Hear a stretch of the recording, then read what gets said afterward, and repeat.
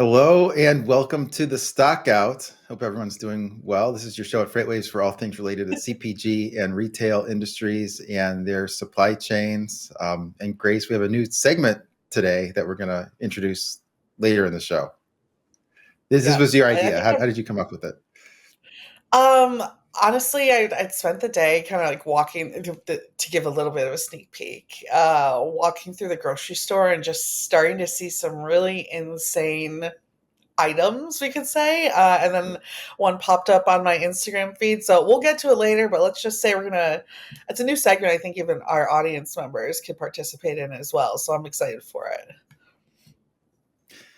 For sure. So it'll be shock and awe with what may be on your shelf that we're not recommending you try these products, but they're going to be available if you were to try. So we'll talk about that and go through what's happening in the freight world. A lot's happened since the last time we talked. Few executive orders. Just a few from President Trump. Before we talk about all that, I want to make sure everyone knows how to sign up for the Stockout newsletter. Go to www.freightwaves.com. Up at the top, under Market Insights, you can sign up for the Stockout. You can also sign up for Grace's one, which is called Fraud Watch. The second one Fraud. under Trending Now. So the second one under Trending Now, second one under Market Insights. You'll hear from both of us once a week.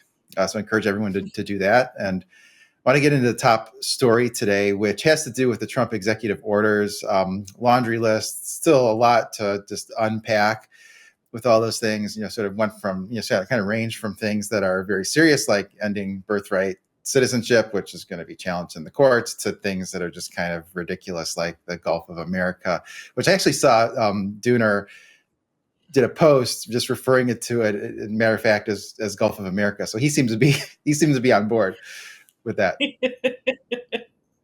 Yeah, he's dug in on it, that's for sure. So we'll see what happens there. But actually, I'm quite literally half of a block away from the Gulf of America. So shout out to Okay. Tuner on that one. Yeah, I just wonder if this is going to be a new precedent with just you get in there and you just start renaming things. Like you get in there, someone from Wisconsin says, "I don't like the fact that that lake is called Lake Michigan. It also borders Wisconsin. We're going to call it Lake Wisconsin from now on." As a So, Michigander, I hope not. yeah, I don't even think Chicago people would like that. I think they're happy with keeping it Lake Michigan. I agree. But Lake Wisconsin, nothing's been labeled worse. Yeah, so some of them were more serious and may actually impact the CPG industry. So I sort of picked out the ones that I think may impact the CPG industry. So I'll run through these and I'll see what you think, Grace. So I think the big one for me is all the stuff on immigration, which it does seem to me like you could have a crunch in availability of blue collar labor, and this is something that a lot of the CPG companies were struggling with before any of this, and certainly really started struggling with this during the COVID era, in particular. Like think about a company like Tyson, which really had a lot of issues with absenteeism. They made this big push to get people to show up and sort of trying to understand what their sticking points were. If they didn't have transportation, trying to arrange that. If they didn't have childcare, trying to, in some of those plants, meat processing plants, they started kind of an on-site, childcare just to make sure people are able to get there and are available.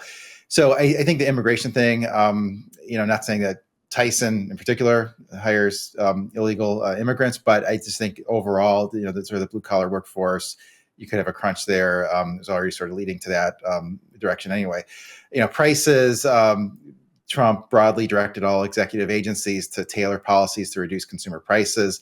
This one I think is maybe going to be less impactful than immigration, because so much of that is just kind of the supply and demand for ingredients and all of those things. It's also something that the Biden administration tried to reduce prices a little bit on things like meat by having an executive committee looking at the concentration of the meat industry. So we'll see that, but Trump does want a progress report to White House economic advisor every 30 days, just on the progress of doing what they can to reduce prices.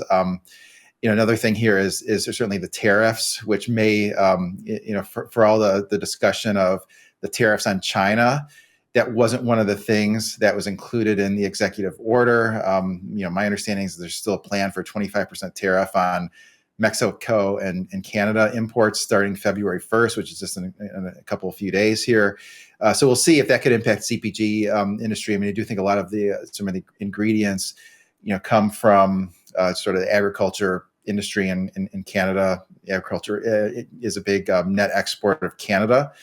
So a lot of that, moves, back and forth. So it's not clear, what's going to happen with that. Not clear if the threat of a 60% tariff on China is still going to come to fruition, but maybe it was telling a little bit that wasn't included in one of the immediate executive orders. And then, Trump seemed to back off the threat of a 25% tariff on Colombia. Probably wouldn't be popular if people have to pay more for coffee. So the tariff's still something to watch. And then also, more about this next one than I do, but the pause on the U.S. ban of TikTok, pause for 75 days to assess security concerns and potentially find a new buyer. Trump's talked about wanting to have a U.S. company own at least 50% of TikTok, so they could have more say and more control over what's happening there. And it could be a big deal for TikTok, for just e-commerce in general. A lot of that has migrated over to some of these social media, websites. Probably the fastest growing area of e-commerce is people just buying from things like TikTok Shop.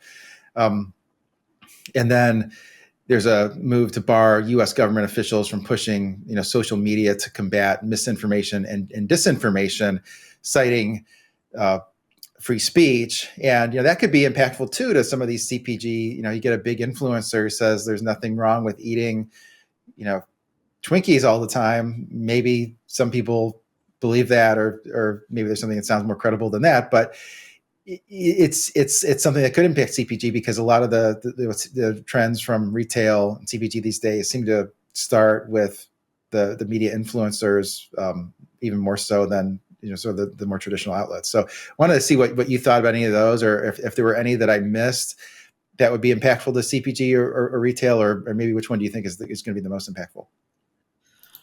I mean, it's interesting to bring up the TikTok one. I personally struggle there because as a user of social media, I avoid it and I always have, but I do see the huge potential for the e-commerce space and retailers, of course, in it. So for the sake of them, of course, I would hope that it does get unbanned, especially because I don't know if you caught on to this or heard about this, but it sounds like a number of people on TikTok immediately left that and started using Red Note, which is a even more security concern, I think, of anything else. So for me, it's like, okay, well, if we do displace this, what other applications are out there? What other TikToks are out there that could easily take its Mm-hmm. place tomorrow? I think that's something we forget in this app world that we live in, right? That there's probably something else that these people can jump to. So and I also think it would just be interesting to see who would purchase it, how they would leverage it, etc. So I think that we'll see more action in that space. And of course, I do think it'd be positive for retailers to see it stay on TikTok too. The big ones in particular, right? I mean, you're right. Immigration, I think, is a huge one. I think it was a December report showed that we have 8 million job openings right now, only 6.8 million unemployed workers. And surveys from those workers, 49% weren't willing to take jobs that don't offer remote work. Now, is that possible? Is that a want than a need? Likely so. But of course, I'm sure individuals who maybe mothers or these like second job or second incomes that people have taken who, if they're like, well, you have to, come and work, then could they potentially just leave? And that being said, in a same survey of those unemployed workers, 26 or about a quarter of them said they'll never again be essential to return to work. So I think a lot of that's like retirees, et cetera, right? Where it's like they're just doing it for a little bit extra income. But if that work becomes inconvenient, then what do you do there? So taking in all of those considerations, right? The immigration policies are going to play a big part of that as well, let alone the kind of work. I mean, you brought up the blue collar workers aspect, right? I mean, even just talking about the job openings in particular, it could be interesting too. And we'll actually get into this next, but I think the unionizing that we've seen, or at least the leverage of unions over the last year. I don't think that's going to go away. Again, we'll probably touch on that here in a second. But I just, I think that's going to add to a lot of the labor pressures we see as well. And that actually goes into my next pricing aspect. I think um, we've seen some work you brought up, right, even from the Biden administration to try to bring these prices down. But I think most of us understand that in order to maybe long term fix that problem, then we also need to see more money in these individuals' pockets. And so, again, I think that all kind of wraps into each other, right? And then the immigration stance and what we're seeing in prices today and how everything's working together. And the tariffs also, I think, are huge if we just take the Chinese tariffs out of the conversation, right? P&G had, I think, the last quarter of the year, about 10% of their shipments came from Mexico. Unilever was about 2%. Of their sea imports come in from Mexico as well. So there's definitely going to be an effect there too. So, yeah, with all these changes, I'm sure there's high level executives trying to scramble and figure out what's the outcome of a lot of this stuff. And I think just the unemployment numbers, right? Who's available to work and how the immigration policy is going to support that situation uh, is will be pretty telling in the long run. Yeah, a lot of moving parts for sure. And I mean, Yeah. with the labor situation, I mean, it sort of brings us to the next topic here, which is Costco workers voting to strike, which I thought this was interesting. There's I'll flip it Yeah. in the notes and do that one first, just because it follows. And you just had these tweets from the Teamsters and Sean O'Brien, who is just so such a big part of the UPS thing. It's too small to read, but basically what you can read there is that 85% of the Costco Teamsters voted to strike. Now a lot of these are people in transportation, and this master agreement set to expire January 31st affects 18,000 retail workers.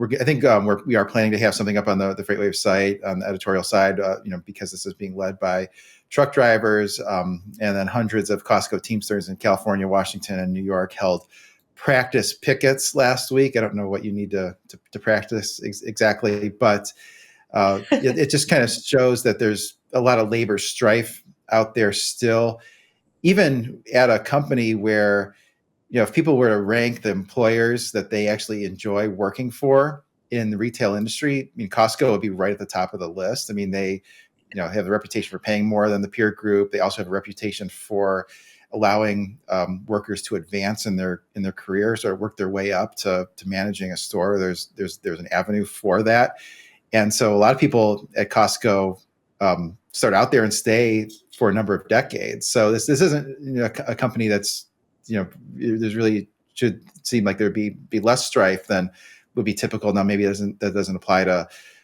people in transportation that are would do the same job someplace else, and it's not any kinder or gentler. But I thought it was very, very interesting. Yeah, they have Costco has a 93% employee retention rate. And I think that's kind of why I bundled everything up right in that last part, is because if you're smart and you're seeing where the times are and you understand, right, that the position, the employment that you're in is special and is unique in that opportunity, you don't want that to go away to go away at any point. And I think Costco's growth too has been because of probably those numbers, or at least a part of that. They don't want to see that go away either. And of course, the timing and I think Teamsters and their unions and their relationship with this administration, it's why not try for something more? Why not make sure this doesn't leave, that these jobs aren't displaced, that there's, we continue to be satisfied in our work, and we're in an administration that's willing to support that. So, and again, with most of people screaming for less, for grocery prices to go down, and this being a part of that conversation to this company, at least, like I would assume you don't want to see any change that having to spend more, right, to hire more people, or having to recruit more people or find new people. When you have such a high retention rate, why not fight to keep that and keep everything moving like it is? So I think it's just an opportune time for these unions. I mean, we've seen historically in the past that usually when the auto workers get their way in the union agreements, you start to see that ripple effect through most other industries. And I think that's also a part of what we're seeing today, too. Yeah. Also, maybe just because Costco has been such a well-performing stock that it's like, well, maybe you should get a piece of that Why too. not? Yeah, Yeah. exactly. Yeah. I want to move on to the next one here. Inventory levels mixed by segment. So I thought this was interesting. There's a lot of good content that Zach Strickland put out and Tony Mobley put out last week on inventory situation. Would encourage people to go back and listen to the most recent Freightonomics, where they had Dr. Zach Rogers on, who does the LMI. He's a professor at Colorado State University. And what was interesting was that he talked about the inventory levels, and they have a diffusion index, and the inventory levels for December is 50. So it kind of didn't rise or didn't fall from November overall, even though there were record import volumes coming in December. I think it was up about 25. Imports were up about 25% year over year, but there was really a divergence between the various inventory categories, where the upstream inventories would be places far from consumption centers. So think Inland Empire in California, Phoenix, Laredo. There needs to be more transportation to get it closer where most people live. That was 59.7 in December, so reflecting pretty solid growth. But the downstream inventories, those would be things that are close to consumption centers, fulfillment centers, close to, one that's a few miles from major residential districts. That was at a 33.9 in December. So a big in 33.9 in December. So a big contraction during the holiday season suggests a few things. It suggests that there was a strong sell-through during the holiday season, good retail sales, and also gives credence to the view that retailers maybe ordered a great deal of inventory, maybe a little bit ahead of the tariffs, maybe a little bit ahead of just some of the turmoil potential at the ILA, and got those into warehouse storage a little bit earlier than usual. But it also suggests there's going to be a lot of demand for domestic transportation, a lot of these longer haul transportation moves, like you're seeing that in the domestic intermodal volume, where that is up pretty nicely year to date. I mean, it's up even more if you look at the international intermodal movements. So a lot that can continue to move in the rail intermodal, which seems to have taken some share from the domestic truckload segment because it has fit nicely into the intermodal network. A lot of this coming in through the port of LA and Long Beach. But then turning to the inbound ocean TEU volume index, what you see there is that is still at a very high level. Now it's a little bit of noise here with Chinese New Year being in just a couple days from now. But there you saw tremendous imports, last year, but I really haven't seen this fall off, and it's still trending above, year ago levels. We'll see where it shakes out after the Chinese New Year holiday. But all of this seems to suggest that there should be plenty of demand for longer haul transportation, both long haul trucking and rail intermodal. Yeah, it's pretty positive. I will say too, for this audience, we have Chinese New Year's in a couple of days. So, as we've talked about, I think on the show before, that also likely means that we'll probably start to see it, I think, bounce back a little bit earlier this year, since the holiday was a little bit earlier this year. So that's nice. I am interested to see if we continue to see that growth, though, in intermodal, or if that does start to hit the trucking side of things, because, again, I think a lot of this was kind of proactive, which is great. I think that's likely why we're not seeing any repercussions, right, of some of the concerns that we had for this month. But uh, overall, will that volume continue to slowly move on rail? Will it be transferred over to the over the road side of things? Well, I guess we'll see there as time goes by. But I think as long as your chickens don't have the bird flu, I don't think you're going to see any like increase in grocery prices off of any of the concerns that we saw into January for demand as well. Yeah, I would agree with that. And then want to move on to our next segment. So we have a new segment. Who asked for this? This was your idea. It was a good idea, and it makes a lot of sense because the CPG companies, they've raised prices about as much as they can raise prices without having some like real justification. Like there's some ingredient that's skyrocketing, and we absolutely have to pass it through. But as far as just raising prices because they can, they're getting resistance from retailers, resistance from the shoppers. So we're kind of in this new era where they have to figure out a way to grow the volume. And one of the ways they're doing that is, some of it's promotion, buy one, get one free type of thing, but also just having new SKUs that are exciting, that change people's behavior, that are like, oh, this is a new thing. I've never thought about XYZ together. So why don't you intro, what is this week's Who Asked for This? Yeah, so if we want to bring up an image for this week's Who Asked for This is Cinnamon Toast Crunch, Totino's pizza flavor, which let's all start off by explicitly saying Totino's is not known for their great pizza. So that already threw me off when I saw this, let alone to take a staple, a delicious, wonderful, true to its form staple like Cinnamon Toast Crunch and say, let's make this taste like the worst pizza of all time is just absolutely insane to me. And then I think as a generation and recently we're used to seeing a lot of this kind of stuff. I just saw two in the store. It was like sweet tart flavored Fruit Loops, for Valentine's Day. Who doesn't love? And it's just things like that are starting to get out of hand. But it's interesting because looking into it statistically, I think actually we are, as consumers, asking for this. You brought up, of course, right, ways to of course, gain a little bit more from customers. Well, in recent surveys, 49% of grocery buyers said when their budget is tight, they like to stick with the same product. So this is also kind of that move. It's building this brand trust across various segments and allowing different types of brands to enter different parts of the store. Now, this one I will say in particular, I think is an online special. I think you have to order it online. But again, we see this type of trend, I think, in so many different types of our favorite products at the store, right? 26% of US adults surveyed said that they're more likely to try an unfamiliar flavor from a brand that they do know. So again, hey, if you thought, I trust Cinnamon Toast Crunch. I trust them so much. I want to try this pizza flavored cereal. It sounds like what actually might want. And that actually gets a bigger percentage as you look at different age groups. 32% of those respondents were 18 to 34 in particular, and actually men. So, Mike, maybe you're into this, but 30% of men are more likely to try a new flavor from a familiar brand compared to women who are sitting at 23%. We're a little bit more questionable when we see something like this.